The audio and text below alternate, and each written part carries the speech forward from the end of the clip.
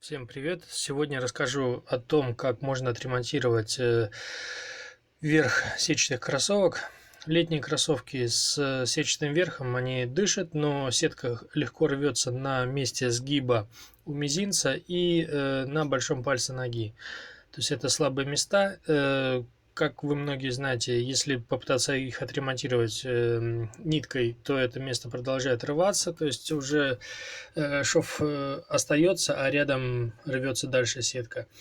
Вот. Ну, показываю способ ремонта силиконом. То есть берем двухкомпонентный силикон на платиновой основе. Кроссовки предварительно постираны, все дырки зашиты, ну, ниткой просто можно схватить, чтобы края просто не расползались, то есть особо прочных каких-то швов не надо делать. Вот, берем компонент первый, берем второй компонент. Силикона тут нужно будет совсем немного, поэтому беру по чайной ложке каждого компонента, без весов, просто вот по объему. Половина одного, половина другого. Платиновый силикон показал себя с лучшей стороны по сравнению с оловянным, ну и на компоненты оловянного у меня почему-то аллергия. Вот, залил два компонента, тщательно их перемешиваю. Вот, дегазация тут не нужна, в принципе, самое главное тщательно перемешать, чтобы весь силикон схватился, чтобы не осталось жидких мест потом уже на готовом изделии.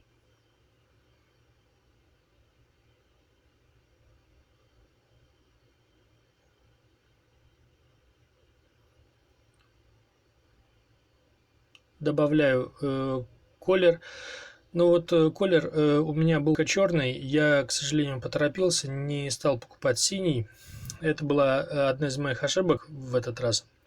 Надо было взять синий колер, ну, взял черный. То есть черные, конечно, заплатки на синих кроссовках, даже на темно-синих, смотрелись, конечно, слишком колхозно. Колер на такое количество буквально на кончике зубочистки можно взять. Технология простая, что может даже ребенок это все сделать. То есть вот дочь помогает мне все это делать. Также тщательно перемешиваю, получаю однородную черную пасту. Ее можно наносить на ткань, на текстиль, на любой, в принципе, не только на кроссовки, на одежду, там головные уборы и так далее. Чем угодно, шпателем, кисточкой, тампоном.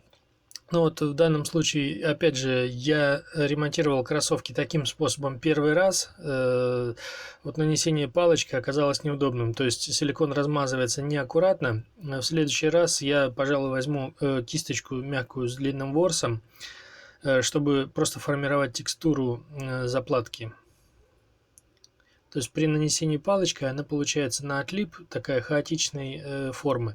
Плюс ко всему по результатам вот этого ремонта я понял, что швы, которыми схватываю дырки предварительно, их надо заравнивать вровень, чтобы они не торчали вверх, потому что силикон хоть и вязок, но он все равно облегает узлы ниточные, то есть узлы торчат, получается довольно некрасиво. Хотя все равно прочно, все равно функционально. Вот, то есть силикон хорошо липнет и к подошве, и к текстилю, и вот к полиуретановой накладке носа. То есть я вот эти кроссовки использовал потом уже полгода в таком в хозяйственно-бытовом дачном варианте. И заплаты остались на своих местах, но, конечно, выглядело все это немножко колхозно. То есть если взять синий силикон, текстурировать его нанесение кисточкой, маскировать место нанесения малярным скотчем, то есть обозначить зону, сформировать зону нанесения ровно.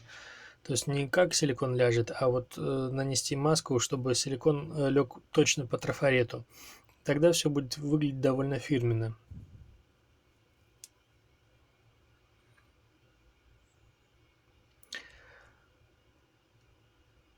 Колировка для силикона подходит та же, что и для эпоксидных смол. Я вот беру в магазине Русмола.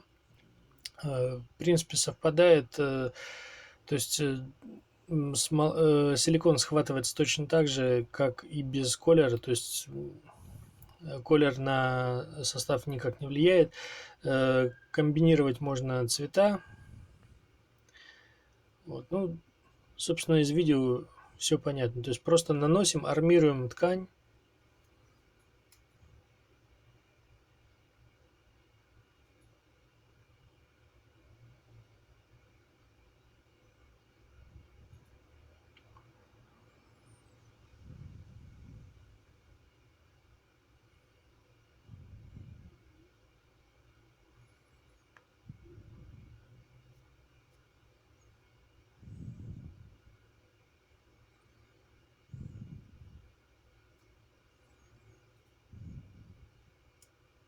Технология получается вполне годная для использования на беговых кроссовках, на кроссовках для ориентировщиков, то есть там, где ну, внешний вид не очень важен, а кроссовки стоят дорого, важна только функциональность. Кроссовки часто рвутся, допустим, от нагрузок, от столкновений там с кустарником, ветками и так далее в лесу, то такой вот ремонт вполне имеет место быть.